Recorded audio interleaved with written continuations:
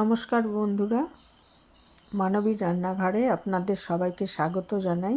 আমার আজকের রেসিপি মুগ ডালের ধোসা। সুস্বাদু এবং স্বাস্থ্যকর এই রেসিপিটি কিভাবে বানিয়েছি আসুন দেখে নিই। প্রথমে আমি ওই 1 কাপ মতো সবুজ যে মুগ ডালটা, অর্থাৎ খোসা সহ যে মুগ ডাল সেটা, এবং 2 চামচ বাসমতি চাল, এটা যে কোনো চাল নিতে পারেন, সেদ্ধ চাল, আমি ভিজিয়ে রেখেছিলাম সারা রাত ধরে। তারপরে সেটা মিক্সিতে পেস্ট করে নিয়েছি।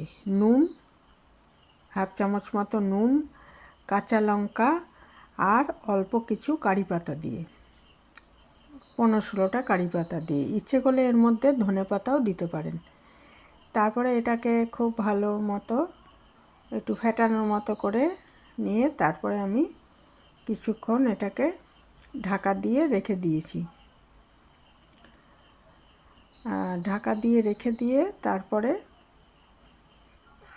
এটাকে আমি একটা ননস্টিক তাওয়াতে খুব অল্প তেলে এটা ধোসার আকারে ভেজে নেব আর কি। এটা ডায়াবেটিস রোগীদের জন্য যেমন ভালো, আর সবাই খেতে পারেন, খেতে খুবই ভালো হয়। আর নানা রকম ওভারওয়েটের সমস্যা যারা ভুগছেন তাদের পক্ষে খুবই আদর্শ। এটা একটা ননস্টিক ইয়েতে তাওয়াতে আমি সামান্য একটু তেল দিয়ে সেটা একটা কাপড় দিয়ে একটু মুছে দিয়েছি, মানে বেশি তেল যাতে না থাকে।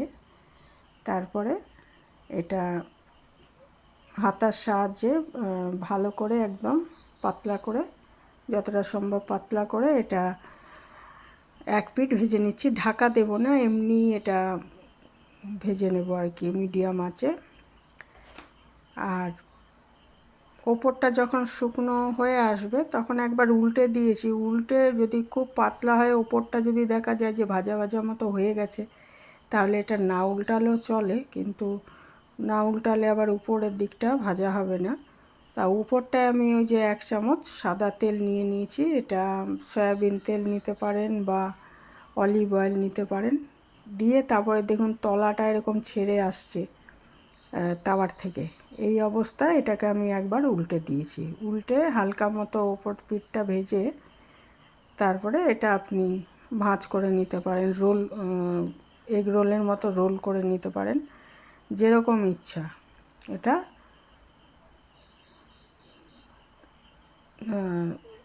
এখানে মানে যেভাবে ইচ্ছা এটা ভাঁজ করে তারপরে এটা কোনো চাটনি, তেঁতুলের চাটনি অথবা পুদিনার চাটনির সাহায্যে এটা খেতে খুব ভালো লাগে।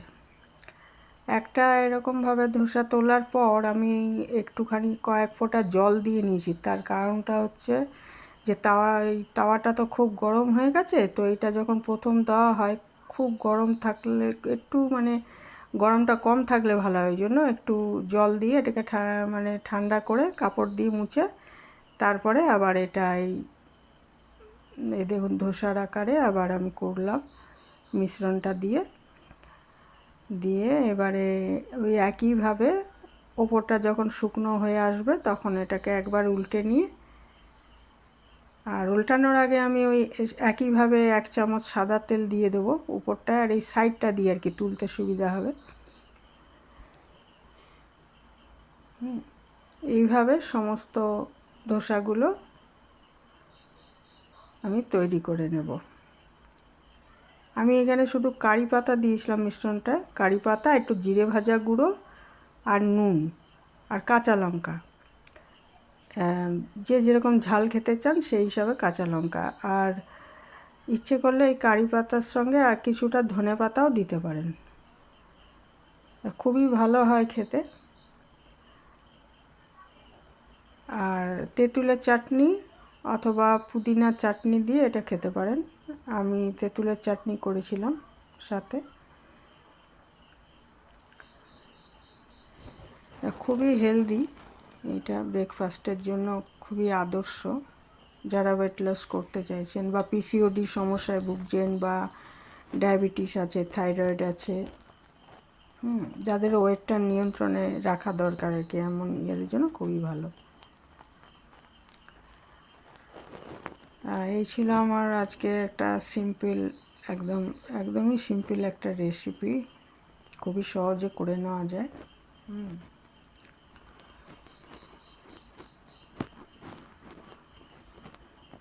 রেসিপিটা কেমন লাগলো বা আপনারা কেউ এইভাবে বানান কি না জানাবেন আমাকে কমেন্টে। আর কোনো সমস্যা না থাকলেও এটা খাওয়া যায়, রোজ রোজ তার রুটি পরোটা ভালো লাগে না, এরকম নানা রকম হেলদি ব্রেকফাস্ট আমরা বানিয়ে নিতেই পারি।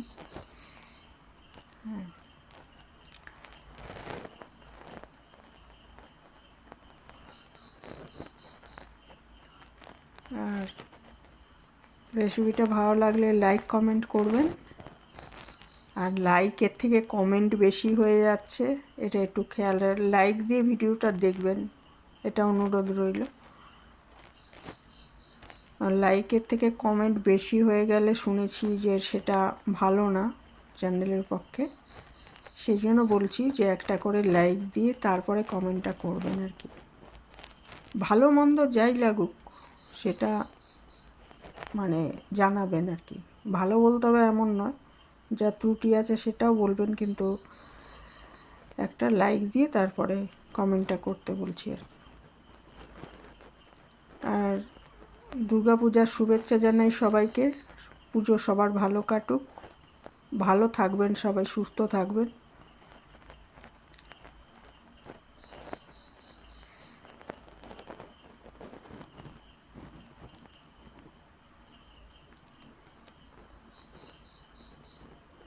আর তেঁতুলের চাটনিটাও খুব সিম্পল, আমি বিট নুন আর জিরে গুঁড়ো দিয়ে আর একটু মিষ্টি দিয়ে তেঁতুলের চাটনিটা তৈরি করেছি।